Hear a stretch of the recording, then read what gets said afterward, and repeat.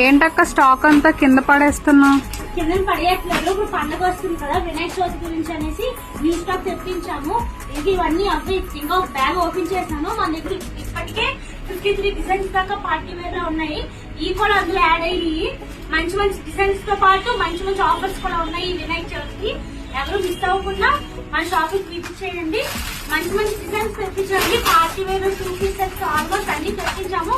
ఇంకా new stock కూడా వస్తుంది, అది కూడా నెక్స్ట్ వీడియోలో పోస్ట్ చేస్తాము.